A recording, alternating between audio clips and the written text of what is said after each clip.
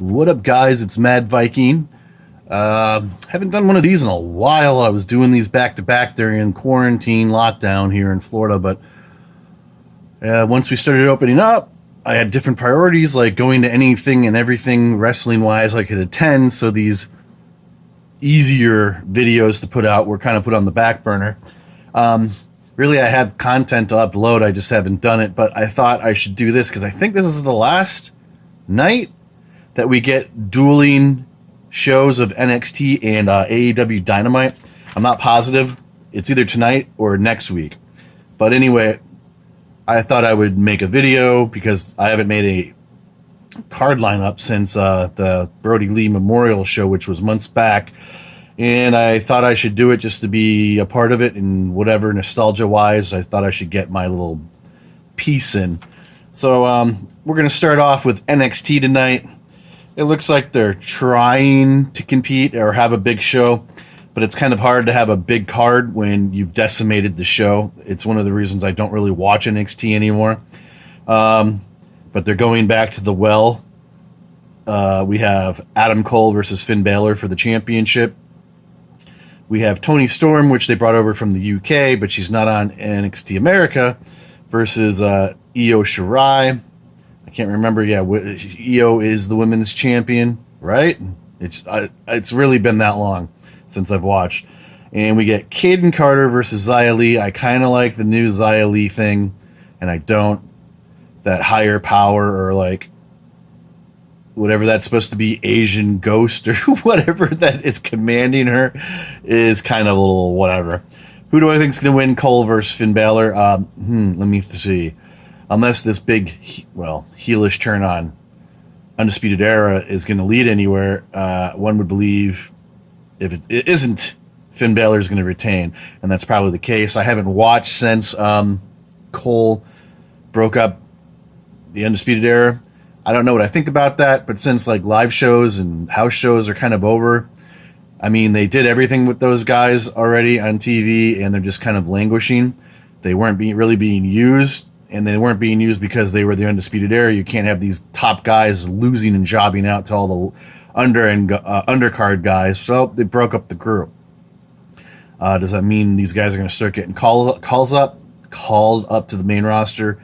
I don't know. Adam Cole's been there since 2017, and he hasn't been called up yet. But I think his contract is coming up here pretty soon, and they probably want to entice him to resign, so they're going to move him up to the main roster soon, I would think, after Mania. But it does make me wonder if he's up for moving to AEW to be with his fiance and all of his West Coast buddies. So I'm going to say Finn Balor retains here, because they're not going to put the title on Adam Cole if they do, even if they do, and then move him up. Well, maybe they would, because, no, Mania is next month? I'm just going to stick with Balor. Toni Storm versus Io Shirai. If Io is still the women's champion, which I think she is, like I said, I haven't watched an episode in months. I can't remember if her deal is coming up. You were hearing about her deal was coming up like a year ago. So I think that's why they made her the champion, because once she was supposed to be unhappy, she wanted to go back to Japan so she could be with her fiance, Evil, or her husband. She's married to him now.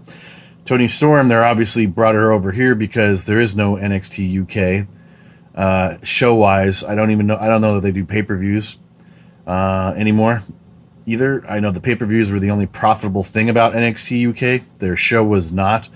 So I'm sure she's one of the higher-end paid people, and they had to bring her over here to wrestle to justify her contract. That's what I should say. I think it's time for Io to drop the title, but I don't know. Will it be to Toni Storm? I guess we'll see, but I'll pick her to retain. We're going to get Kaden Carter versus Xia Lee. Kaden Carter, unless something's changed, has just been a journeyman jobber on the show. Her partner, I think, broke a leg, but it doesn't mean it was legit. Xia Lee seems to be on the rocket strap right now, getting a push, so I'm going to go with Xia Lee. All right, on the Dynamite side of the show tonight, we're getting a 6-woman tag. Britt Baker with Maki Ito and Nyla Rose is replacing the still injured Reba. I didn't even know she was injured. I mean, she wrestled at a pay-per-view or Dynamite. I don't even remember what it was, months and months ago. What did she get hurt doing?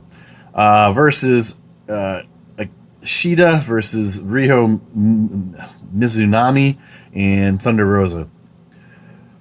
I just got off of social media, and Thunder Rosa says social media on Instagram. Go check her out. Whoever, I know it's some white dude, whoever you are, bro. Good pickup. Who do I think is going to win here? I don't know that we would get interference from what's her face. I can't even think of her name. I do not like. I'm not even going to get into her because I can't think of her name right now. The chick who is now the number one contender for the women's title. I don't like that gimmick at all. I don't know who thinks that's a great gimmick, and all the stupid shit she does in the ring. You got to sit there and sell while she's doing the miming the rope gimmick and all that dumb shit she does. See, now I'm cussing. But it's Riho, and Thunder Rosa. They could take an L here and it means nothing. Would that chick interfere and help Nyla and Ito and Baker win? Maybe, possibly. But if she interferes, that would mean she just tied wins. So, she decided doesn't need the win right now because she's the champion, and really this is just to build towards that match. So I'm going to go with Britt Baker and Ito and Nyla going over the others. We're going to get the Dynamite debut of Ethan Page, which really pissed me off. It's just because it's all those AEW haters. They're like, when it was announced he was all elite, they're like, who? Like, no. If you're a wrestling fan and you don't know who Ethan Page is, you're not a real wrestling fan. He is set to debut tonight versus Lee Johnson with QT Marshall, and I guess the Lee Johnson, along with like 50 other people, are a part of the Nightmare family. Remember when that used to be like an elite, whatever thing, and now there's like 20 jobbers that are in the group? Stop it already. Just stop. Ethan Page is signed to a long-term deal. I do like Ethan Page. I like the potential of Ethan Page and what he's going to bring to the company. If they can get his partner from Impact, which I don't know what his contract status is, and I can't think of his name right now either. His tag team partner from the North, that's going to really help the AEW tag team division, because they do need a little bit more of a refresher. Yeah, they brought in all these young tag teams, but they don't promote them and put them on TV because they're young and green. They need veteran groups, and I don't know what it is. I mean, they brought in FTR. What's FTR doing? Frivolous, stupid shit. I don't know what's going on with that division. But I like Ethan. I'm glad he's in the company. That's a good pickup. We're getting Matt Jackson versus Ray Phoenix. Don't know why. What's that going to set up for? What, the Death Triangle versus Nick and Matt later on? Could be good. But, I mean, it's basically been done now 20 times. We're going to get the Inner Circle War Council meeting tonight. I don't even remember what the hell they're having a War Council over to get their shit together. Or it's not about Sammy, that's for damn sure. And we're going to hear from Christian Cage, another great pickup, which I'm totally stoked about. I've been a huge Christian fan his entire career. I loved him in Impact. Well, Angle, it helped with Angle being there too, but when he showed up in Impact did really well in ratings, buy rates, everything. What was that, 2005? His last year or so wasn't great because they no longer gave a shit about him. He was their champion multiple times, and then his contract was ending, and I think they kind of knew he was going to go back to the WWE. See, they didn't really do anything with him. He'd be in pay-per-view matches and steal the match, similar to like what Raven did back in the day, but you wouldn't even know he was in the match, and that was when I was still buying Impact pay-per-views on a regular. So it'd be great to see him, but it just sucked because they weren't doing anything with him. But he's back now, and I'm stoked he's in AEW. I'm glad he chose them over WWE. I don't know what the WWE was doing, playing games with him or something. They didn't think AEW would be interested. But I'm glad he went to AEW because that means we're not going to see an ENC reunion or whatever stupid stuff they were going to have them do. And we weren't going to see the Christian being Edge's little buddy who takes beatings and whatever else not. We're going to see Christian Cage, Instant Classic, have real matches. And he's going to carry on his legacy. He's already said he wants to fight Omega. He wants it to be in stuff with the Young Bucks. He said maybe sometime down the road, because I think Edge has signed to a 3-year deal, that maybe we can get Edge to AEW. Edge almost did come to AEW. Watch it, Cat. But WWE offered him the very same deal, I believe it was, and a little bit more incentives, and he went there instead. Plus, I'm also hearing Batista's in talks with AEW. Don't know what I think about that, but it'd be cool. It would definitely shake up some matches. So let's see. Did I go through the matches? Ethan Page will obviously go over Lee Johnson. I already picked the women's match. Matt Jackson over Ray Phoenix. I could maybe see Matt Jackson losing because this isn't a tag team title match.